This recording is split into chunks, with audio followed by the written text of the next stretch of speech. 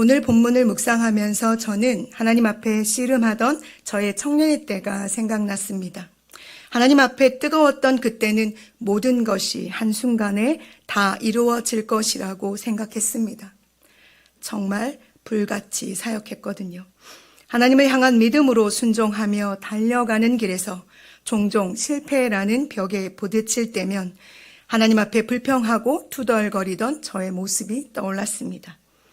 그런 과정들을 반복하면서 제가 깨달은 것 중에 하나는 바로 하나님께서는 다 계획이 있으시구나 였습니다. 그리고 다시 하나님께서 어떤 분이신가를 묵상하게 됩니다. 하나님께서는 전지전능하신 분이십니다. 온 우주 만물의 주권자가 되시지요. 처음과 나중이 되시며 영원히 존재하시는 분이십니다. 무차원의 하나님께서는 이미 저 너머의 그 시점도 알고 계시니 나는 오직 하나님을 믿음으로 또 일어나 걸어야 한다는 사실을 결단하며 이 길 위에 여전히 서 있습니다. 출애굽기 5장도 다 계획이 있으신 하나님의 모습이 보입니다. 오늘 그 후에 모세와 아론이 바로에게 갑니다. 백성들이 모세가 전한 하나님의 말씀을 믿었습니다. 여호와께서 이스라엘 자손을 찾으시고 그들의 고난을 살피셨다 함을 듣고 머리 숙여 하나님께 경배를 드린 후입니다. 그러니 모세와 아론은 하나님을 향한 믿음으로 순종을 선택하여 바로 앞에 선 것입니다. 그리고 담대하게 말합니다. 이스라엘의 하나님 여호와의 이름으로 말이지요. 내 백성을 보내라. 그러면 그들이 광야에서 내 앞에 절기를 지킬 것이니라. 바로가 그들에게 대답합니다. 여호와가 누구이기에 내가 그의 목소리를 듣고 이스라엘을 보내겠느냐. 나는 여호와를 알지 못하니 이스라엘을 보내지 아니하리라. 다시 선언합니다. 히브리인의 하나님이 우리에게 나타나셨은즉 우리가 광야로 사흘길쯤 가서 우리 하나님 여호와께 제사를 드리려 하오니 가도록 허락하소서. 여호와께서 전염병이나 칼로 우리를 치실까 두려워하나이다. 그러자 바로가 비웃듯이 이스라엘 자손들에게 더한 노역을 시킵니다. 그들이 게을러서 다른 생각을 하고 있다고 생각한 것입니다. 그래서 백성에게 벽돌에 쓸 짚을 스스로 구해 벽돌을 만들라고 합니다. 짚을 구하러 다니느라 이스라엘 백성들의 수고가 더해졌습니다. 이스라엘 자손의 기록원들이 바로에게 가서 호소하지요. 왕은 어찌하여 당신의 종들에게 이같이 하시나이까? 당신의 종들에게 짚을 주지 아니하시고 그들이 우리에게 벽돌을 만들라 하나이다. 당신의 종들이 매를 맞사오니 이는 당신의 백성의 죄니이다. 바로는 더 악하게 대답합니다. 도무지 바뀌지 않는 상황에 기록하는 일을 맡은 이스라엘 자손들이 모세와 아론을 향해 원망하지요. 그들의 소리를 듣고 모세가 여호와께 기도합니다. 자신이 바로에게 간 일이 이스라엘 자손들이 더 학대받는 일이 되었다며 주님께 자신을 왜 보내셨는가를 묻습니다. 왜 이스라엘 자손들을 구원하지 않으시는지를 묻는 것입니다. 우리가 출애굽기 5장에서 일어나고 있는 이 사건들에 대해 조금 유심히 들여다보아야 할 부분이 있습니다. 먼저 하나님께서는 아직 이스라엘의 하나님, 히브리인의 하나님으로 계시다는 사실입니다. 하나님께서는 모든 나라를 다스리시는 분이십니다. 우리는 종종 세상 속에 살면서 잊어버릴 때가 있습니다. 세상과 나를 구분짓고 살 때가 있기에 그 세상이 마치 하나님과는 별개의 것으로 흘러가고 있다고 착각할 때가 있습니다. 그러나 기억하십시오. 거기도 하나님이 다스리시는 하나님의 나라입니다.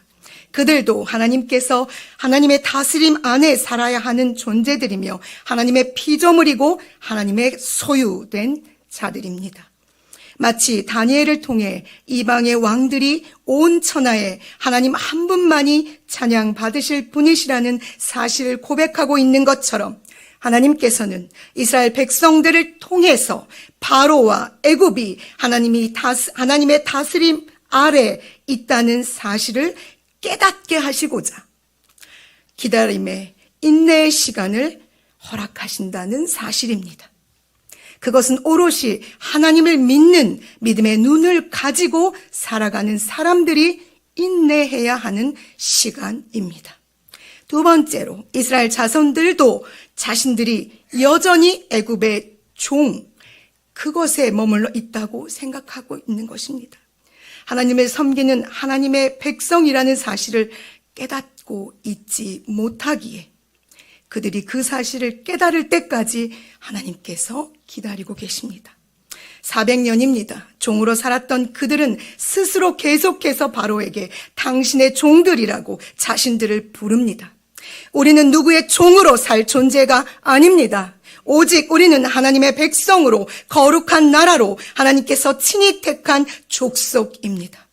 그들이 이 사실을 인지하게 될 때까지 그들에게도 성장의 기간이 필요한 것입니다. 그것도 오롯이 믿음의 눈을 가지고 살아가는 사람들이 인내해야 하는 기다림의 시간입니다. 하나님 앞에 기도하는 하나님의 사람 모세가 바로 인내함으로 기다려야 하는 믿음의 사람이기에 하나님께서 그를 택하신 것입니다. 사랑하는 여러분, 여러분에게 있는 믿음을 보여주십시오. 인내하며 기다릴 줄 아는 사람으로 하나님 앞에 모세처럼 서 있어 주십시오. 세상에 하나님을 오직 한 분 하나님으로 고백할 수 있도록 하나님의 사람들이 세상 아래 종처럼 살던 습관을 버리고 하나님의 온전한 백성으로 성장할 수 있도록 누군가 모세처럼 그 자리에 있어야 한다는 말씀입니다. 그 사람이 여러분과 제가 되기를 소망합니다. 시편 146편 3절에서 5절에는 귀인들을 의지하지 말며 도울 힘이 없는 인생도 의지하지 말지니 그의 호흡이 끊어지면 흙으로 돌아가서 그날에 그의 생각이 소멸하리로다. 야곱의 하나님을 자기의 도움으로 삼으며 여호와 자기 하나님에게 자기의 소망을 두는 자는 복이 있도다. 하나님께서는 다 계획이 있으십니다.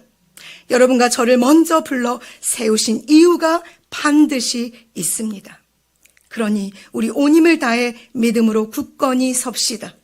하나님의 크고 놀라우신 일이 우리를 통해 여러분을 통해 이 땅에 이루어지게 될 것을 믿고 나아갑시다. 기도하시겠습니다.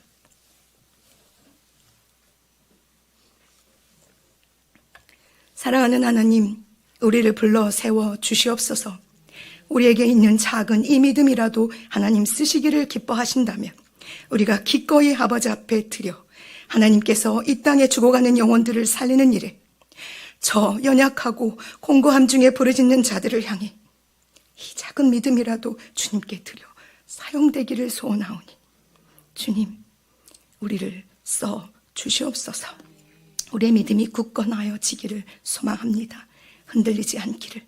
그리고 주의 거룩한 이름 위에 굳건히 서서 온전히 기다려낼 수 있도록 우리에게 인내의 은사를 허락하여 주시옵소서. 거룩하신 하나님께서 오늘도 그렇게 우리와 함께 이 세상을 걸어주실 것을 믿으며 예수님의 이름으로 기도합니다. 아멘.